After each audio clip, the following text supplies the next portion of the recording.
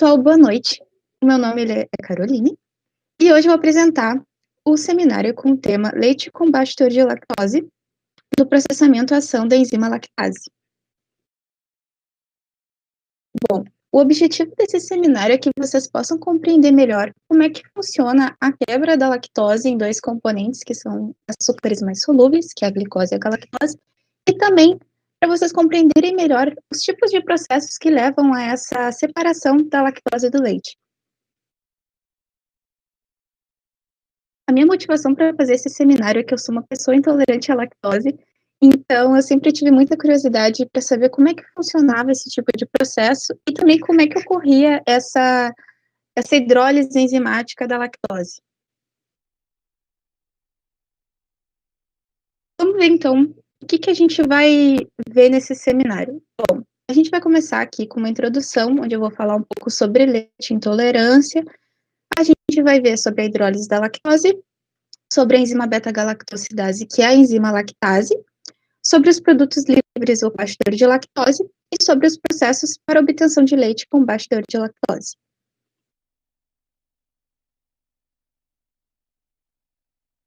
Bom, a produção de leite brasileira ela atingiu 35 bilhões de litros em 2015, sendo o terceiro maior produtor mundial. Bom, pessoal, o leite ele é um alimento básico na nossa dieta, ele está presente na nossa alimentação desde a infância, porque ele é uma emulsão estável, que possui carboidratos, proteínas, nutrientes, vitaminas, lactose, que fazem bem para o nosso organismo. E ele também é uma das maiores fontes de cálcio absorvíveis pelo ser humano. Num copo de leite, tu tem uma concentração de cálcio muito maior do que, por exemplo, tu teria que consumir muitos outros alimentos para tu chegar naquela mesma concentração. A lactose ele é o principal carboidrato do leite, sendo o leite e o soro do leite praticamente as suas únicas fontes. A lactose, ela consiste cerca de 40% do leite e o soro do leite cerca de 75%. A lactose, ela na verdade não é muito utilizada na indústria alimentícia porque ela tem um baixo poder adoçante, ela tem uma baixa solubilidade e também devido a ter muitas pessoas que são intolerantes a esse carboidrato. Bom, a intolerância à lactose ela ocorre devido à deficiência da enzima beta-galactosidase. Ou seja, se um indivíduo consegue normalmente digerir a lactose se ele não produz a enzima no organismo. Só que algumas pessoas não produzem ou produzem muito pouco. E como é que ocorre, então? Eles não digerem? Digerem, porém fazem isso por fermentação. E isso ocasiona o estufamento abdominal, os gases.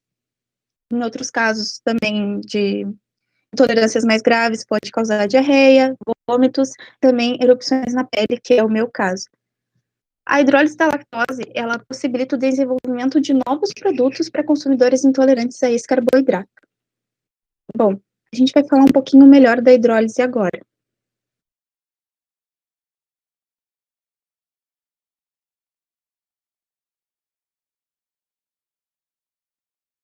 Bom, a hidrólise ela é um processo muito promissor, né, para a indústria de alimentos, porque ela possibilita esse desenvolvimento de novos produtos. E nós temos dois tipos de hidrólise, que é a hidrólise ácida e a hidrólise enzimática. A hidrólise ácida, que também é chamado de método químico convencional, depende de condições muito severas de reação, como ácidos fortes, condições severas de pH e temperaturas elevadas. Como esse método ele é mais antigo, hoje em dia ele não é tão utilizado.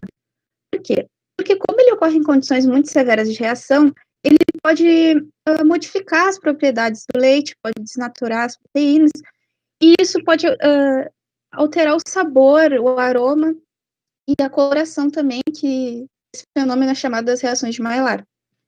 A hidrólise enzimática, o método enzimático ele pode ser aplicado no leite ou no soro sem um tratamento prévio. Ela é catalisada pela beta-galactosidase, que é a enzima lactase, ocorre em condições amenas de pH e temperaturas de 30 a 40 graus. Bom, mas o que são as reações de Maillard? As reações de Maillard é um fenômeno de escurecimento não enzimático que ocorre à medida que os alimentos eles são aquecidos. Então, temperaturas elevadas, atividade de água na faixa de 0,4 a 0,7, pH na faixa de 6 a 8, umidade relativa entre 30% a 70%. Ela é intensa em produtos que sofrem hidrólise da lactose, influencia muitos parâmetros na qualidade dos alimentos e a diferença é ainda maior para o leite condensado. Por que a diferença é maior para o leite condensado? Como ele tem uma concentração maior de açúcares, ele possui açúcares redutores, que eles já têm essa tendência ao escurecimento. Nessa foto aqui, eu trouxe dois exemplos, que é o leite, esse aqui da esquerda é o leite condensado com lactose, que ele é meio branquinho, da cor normal, e o leite zero lactose, o leite condensado zero lactose, ele é um pouquinho mais escuro. E essa coloração, normalmente, ela depende de marca para marca, porque eu já comprei, inclusive, um leite condensado que a coloração chegava a ser cor de doce de leite de tão escuro. Então, isso sempre depende de indústria para indústria.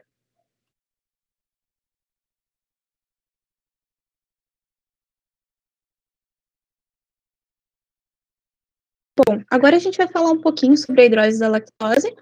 Bom, a lactase, ela separa a lactose em dois componentes, que é a glicose e a galactose, que são açúcares mais solúveis e de absorção mais rápida. Quando uma molécula de lactose entra no sítio ativo da enzima, ela é atacada por um aminoácido chamado glutamato. Isso quebra a ligação glicosídea e a glicose se separa. A molécula de galactose que ficou ligada à enzima, ela é atacada então por uma molécula de água que libera a galactose e regenera a enzima. Esse processo ele ocorre até que toda a lactose tenha sido hidrolisada, e ele é um processo que é muito promissor porque ele não vai alterar as propriedades do leite e nem vai ocorrer a desnaturação das proteínas do leite. Portanto, ele mantém esse parâmetro de qualidade do alimento. Bom, agora a gente vai falar um pouquinho sobre a enzima beta-galactosidase. Ela é usualmente chamada de lactase, uma vez que ela catalisa a hidrólise da lactose em seus açúcares constituintes. A lactase, ela age no leite, produzindo glicose e galactose, que são açúcares mais solúveis e de absorção mais rápida. Ela é encontrada em plantas como amêndoas, damascos, peras, em órgãos de animais como o intestino, e também ela é produzida por uma vasta gama de micro-organismos.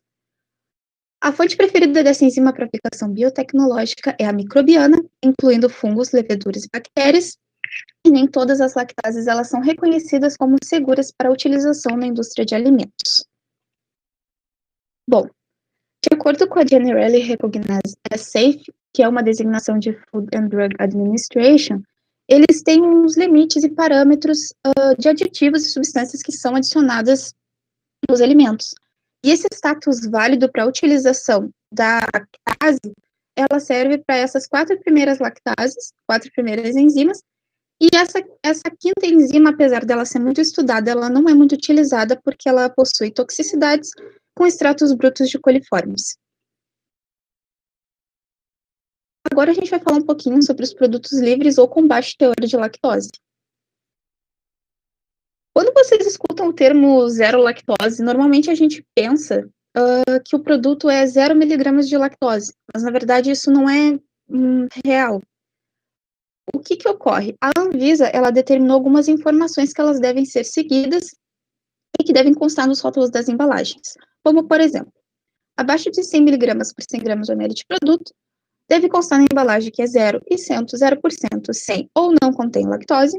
De 100 miligramas até 1 grama por 100 gramas ou ml de produto, deve constar que é baixo teor de lactose ou baixo em lactose, igual acima de 100 miligramas por 100 gramas ou ml de produto, deve constar que contém lactose. Por que a Anvisa fez isso? Bom, essa regulamentação, esses limites, eles foram definidos com a regulamentação de outros países, como a Alemanha e a Hungria, que foi um limite que se demonstrou seguro para pessoas intolerantes. Ou, por exemplo, abaixo de 100 miligramas, no caso 100 miligramas, seria o mínimo que o intolerante conseguiria consumir sem que causasse nenhum dano ao organismo. Por exemplo, algumas pessoas, elas têm graus de intolerâncias diferentes. Então, a pessoa que tem uma intolerância muito alta, ela deveria consumir um produto zero lactose, ela não poderia consumir um produto baixo teor de lactose. Então, a Anvisa, ela determinou essas informações para que facilitasse o consumidor na hora da compra e que não ocorresse nenhum dano no organismo da pessoa que fosse consumir. Desculpa, vou abrir aqui. Agora a gente vai falar um pouquinho sobre os processos para obtenção de leite com baixo teor de lactose. Bom, A gente tem 4 tipos de processos, que é o processo por hidrólise enzimática, que ocorre a hidrólise enzimática da lactose utilizando a beta-galactosidase solúvel. Temos o processo por separação, que é feito através de colunas de cromatografia e membranas de ultrafiltração. E o processo por combinação de métodos, que ele vai combinar o processo por hidrólise enzimática com o processo das membranas de ultrafiltração. E, por fim, nós temos o processo de obtenção de iogurtes e queijos, que ele pode ser feito simultaneamente à redução do teor de lactose. Bom, dos processos por hidrólise enzimática, nós temos 2 tipos. No primeiro, o leite cru passa por uma esterilização a 141 graus Celsius por 5 segundos, depois ele passa por um resfriamento e adição de lactase, e depois ele passa pelo invase, onde a hidrólise vai ocorrer na embalagem. Tem outro método que é patenteado pela Universidade de Viçosa, onde eles utilizam embalagens com filmes ativos, onde a enzima está imobilizada na embalagem. Então, a hidrólise ela também ocorre na embalagem, só que ela não é adicionada no tanque. A lactase não é adicionada no tanque. Ela está imobilizada na embalagem, então vai ocorrer a hidrólise na embalagem da mesma forma. Isso diminui os custos do processo e também o tempo de processo, e também diminui os riscos de ter resíduos da enzima no produto final. Nós temos também o outro método que o leite cru passa por uma pasteurização a 72 graus Celsius por 15 segundos, passa por um resfriamento e adição de lactase, porém, a hidrólise da lactose ela vai ocorrer no tanque ao invés de ocorrer na embalagem. E depois ela vai passar por uma esterilização e pelo invase. Bom, como eu comentei sobre a imobilização da enzima na embalagem, nós também temos como imobilizar a enzima e utilizar ela de uma forma no tanque, por exemplo. Mas o que é a imobilização de enzimas, então? Bom, de acordo a definição para enzimas imobilizadas, de acordo com a primeira Conferência de Engenharia Enzimática de 1971, ela diz que as enzimas imobilizadas, elas são enzimas ou sistemas enzimáticos fisicamente confinados ou localizados em uma certa região definida no espaço, com retenção de suas atividades catalíticas e que podem ser usadas repetida e continuamente. E quais são as vantagens desse método? Bom, tu vai ter a enzima imobilizada em um suporte. O que eu quero dizer com isso? Nos outros métodos que eu comentei, tu adiciona a lactase no leite, vai ocorrer hidrólise, só que essa lactase tu não vai conseguir recuperar ela para utilizá-la de novo. Teoricamente, ela vai ficar ali no leite e vai embora na embalagem. Só que nesse método, tu pode utilizar a enzima várias vezes. Então, essa já é uma das vantagens, né? O aumento da produtividade.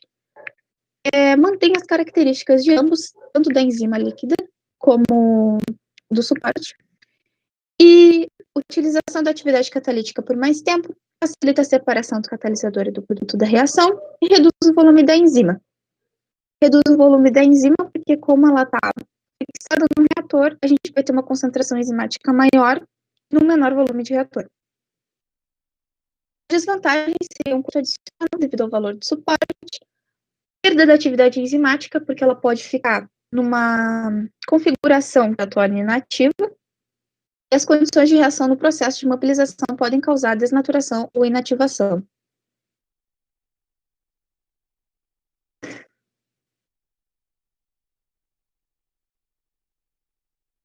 Bom, dos métodos de mobilização, a gente tem vários, mas eu não trouxe todos aplicados à lactose porque eu não encontrei todos esses métodos. E também, como o seminário é curto, eu não conseguiria explicar todos eles. Então, eu trouxe especificamente o encapsulamento. Porém, a gente vai falar um pouquinho sobre cada um.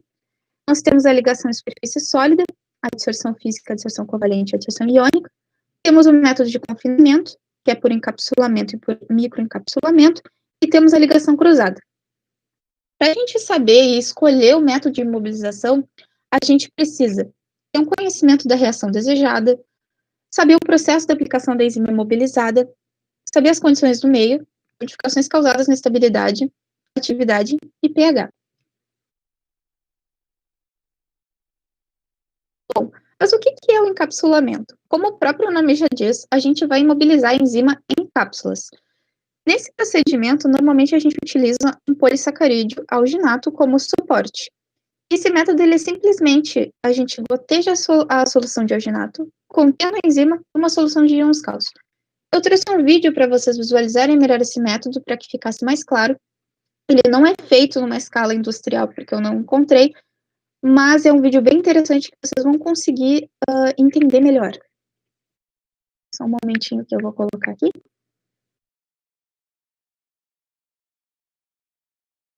Quando vocês estiverem vendo, por favor, me avisem. Slightly different Já dá methods pra have ver, been Carol. developed to Tá use bom. as little A legenda ela é um pouco pequena, então se vocês quiserem, vocês podem deixar em tela cheia. enzyme as possible, but it still isn't ideal. For some companies, a possible solution to this problem is to just fix the enzyme to a solid support. At first, this might sound complicated, but it basically just means attaching the enzyme to something solid so it can be easily recovered and separated from the milk. What's also nice is that once it's separated, it can be used in a new batch of milk and the process can be repeated. There are a lot of ways to fix an enzyme to a solid support, but I figured the easiest way to do it here was to just entrap it in some calcium alginate jelly. To make the jelly, I actually have to start with sodium alginate, which is an edible polysaccharide that comes from brown algae. I need to make roughly a 2% solution, but doing this manually is often a big pain, and it's much easier to use a blender. So in here, I have about 10 grams of sodium alginate and 500 ml of water, and I mixed it for about a minute. When it was done, I poured it into this smaller container, and you can see it was quite goopy. It's also white because of a whole bunch of air bubbles that were introduced by the blender. Into this, I then poured in the entire bottle of lactase. I mixed it around as thoroughly as possible, and then I moved on to making a second solution. This one was even easier to make, and I just dissolved 5 grams of calcium chloride in 500 ml of distilled water. The most common use of calcium chloride is for de-icing, especially on roads in the winter. I'm not using dirty road salt here though, and I went out and bought some nice and clean food grade stuff. Anyway, when everything had dissolved, I was ready to make the jelly. So I headed back to the sodium alginate mixture, which I'd cleared up quite a bit in the meantime. I pulled out a small amount using an eyedropper, and then I slowly added it to the calcium chloride solution. It might be hard to see, but it's actually separating out as these little jelly balls. It's very important that it's added dropwise, because if it's all poured in at once, it would just become one solid chunk. Adding it all like this, though, would kind of be a pain. So to make things easier, I added everything to a separatory funnel. Then I opened the stopcock and I adjusted it to a decent rate. What's happening here is a reaction between the sodium alginate and the calcium chloride. This leads to the formation of sodium chloride as well as calcium alginate, which is insoluble in water. Initially, this only occurs on the surface of the drop, but as it sits longer in the calcium chloride, most of it gets converted to calcium alginate. This is why at first the drops are almost completely transparent, but they slowly become more and more opaque. In any case, the final result is a porous network of calcium alginate with lactase enzyme trapped in it. The lactose in the milk that I'll be treating will be able to interact with the lactase at the surface of the beads, and it'll also be able to diffuse inside and get hydrolyzed there. When all the sodium alginate was eventually added, I then had to separate off the beads. To do this, I just used this thing, which I made out of a water bottle. I kept the valve at the bottom open and I poured everything in. Almost all the water quickly passed through and I was just left with the beads. They were still covered with calcium chloride solution though, so I had to wash them a couple times with water. The process that I did was quite simple. I just added distilled water, let it soak for several seconds, and then drained it out the bottom. When I felt like I had washed them enough, I moved on to processing about 200 ml of milk. The general procedure here was to add the milk, let it sit for about 2 minutes, drain it out into a beaker, and then test the glucose content. In the first and second run, it still tests negative, but by the third one, it starts detecting glucose. Then, with each subsequent run, the concentration slowly increased until by the 10th one, it was off the chart. In the actual industrial process, this is usually done in two ways, either in batches or continuously. In the batch method, the milk's just added and stirred for a certain period of time and then drained away, leaving behind the beads. In the continuous method, a column similar to this is used, but it's a lot longer. Fresh milk is added continuously from the top, and it's trickled out from the bottom at a steady rate. This causes the milk to move slowly over the beads, and by the time it reaches the bottom, nearly all of the lactose has been hydrolyzed. In any case, in total I did about 13 runs, just to try to hydrolyze as much as possible. Then everything was drained into a beaker and temporarily put in the fridge. The beads that are left over in the filter thing can then be used to process more milk if I wanted to, but I don't. Although this method appears to be better because it saves and recycles the enzyme and the milk doesn't have to be heated afterwards, there are still some major problems with it. Proteins in milk tend to adhere to the surface and the pores of the solid support and block the action of the lactase. On top of this, because the solid support's used for an extended period of time, microbial growth in it starts to become a problem. To deal with these issues, it needs to be routinely washed to get rid of the proteins and repasteurized to kill the microbes.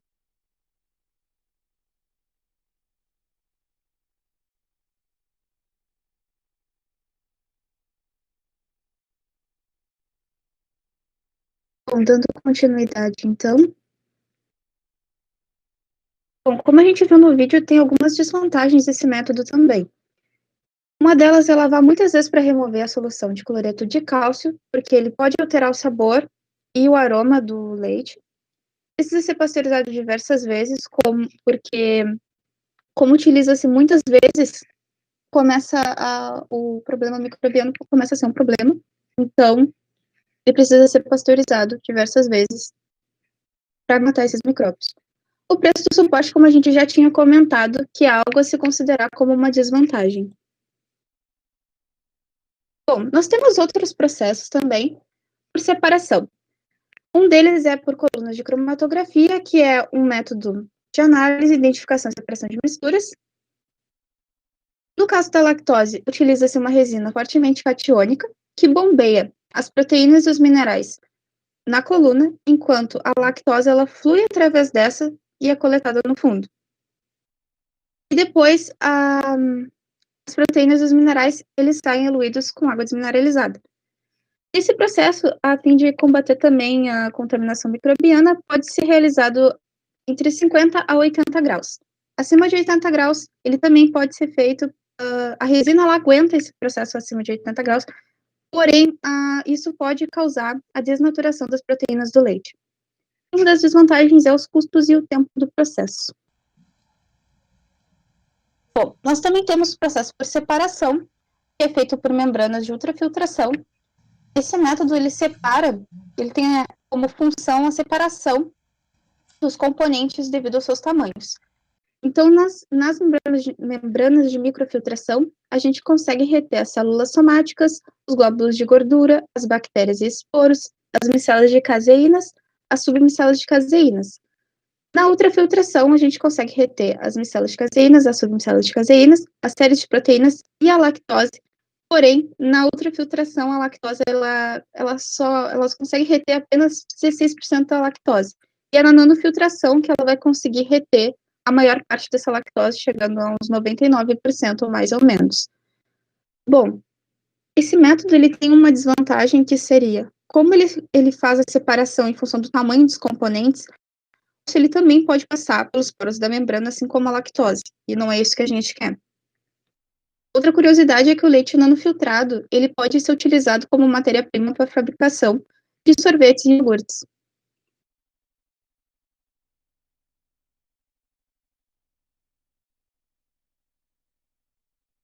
Bom, nós temos também os processos por combinação de métodos que, como o próprio nome já diz, ele vai estar combinando, então, o método da remoção da lactose por membranas de ultrafiltração, que, como a gente pode ver, ultrafiltração, nanofiltração, osmose reversa, e também ele combina a hidrólise enzimática para fazer essa remoção da lactose.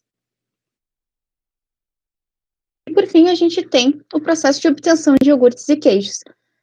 Bom, no primeiro método, a gente faz uma pré-hidrólise do leite pasteurizado a baixas temperaturas por aproximadamente 15 horas. Nós temos no segundo método uma pré-hidrólise do leite pasteurizado a altas temperaturas por 4 horas. E no terceiro, a hidrólise e a acidificação elas vão ocorrer simultaneamente. A temperatura ela não excede 40 graus. E a hidrólise ela ocorre até o pH atingir 5,7, que é onde a enzima ela se torna inativa. E todos esses processos, depois disso, passam pelo tratamento térmico, adição de cultura láctea para a fabricação do iogurte. Esse terceiro método aqui, pode-se diminuir a concentração de lactose se fizer uma pré-hidrólise por cerca de 1 a 2 horas antes da adição de cultura láctea à fabricação de iogurte.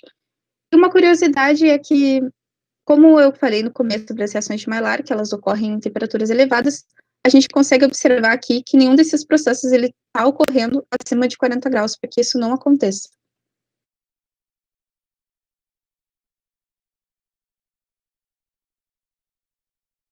Bom, e para finalizar esse seminário, eu gostaria de falar um pouquinho sobre o papel do engenheiro químico na indústria de alimentos.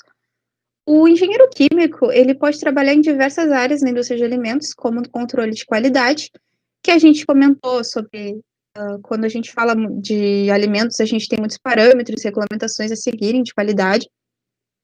Pesquisa e desenvolvimento, porque a gente sabe que as empresas estão sempre buscando inovação e desenvolver novos produtos para manter o consumidor interessado. Do controle e otimização do processo de produção, também pode trabalhar na gestão da viabilidade econômica, que é o estudo que visa se o investimento ele é viável ou não. Além disso, é interessante que o engenheiro ele tenha boas práticas de produção, conhecimento com Lean Manufacturing, alguma certificação BELT, para que isso seja, teoricamente, um diferencial na hora do processo seletivo. Porém, na minha opinião, eu não acho que isso seja um grande diferencial hoje em dia, porque a gente vê muitas pessoas que estão se capacitando cada vez mais, e então a gente tem que estar sempre tentando se desenvolver cada vez mais, porque a gente sabe que o mercado ele é muito concorrido, então a gente tem que estar sempre em desenvolvimento para a gente conseguir exercer essa nossa profissão com êxito no futuro e sermos bons engenheiros químicos. Bom, pessoal, essa aqui é algumas referências que eu utilizei para fazer esse seminário. Eu não sei se está aparecendo, agora apareceu. O meu muito obrigada, e se vocês tiverem alguma dúvida, eu estou à disposição de vocês. Obrigada pela atenção até aqui, pessoal. Nos siga nas redes sociais, Facebook, Instagram e também no LinkedIn. Te esperamos lá.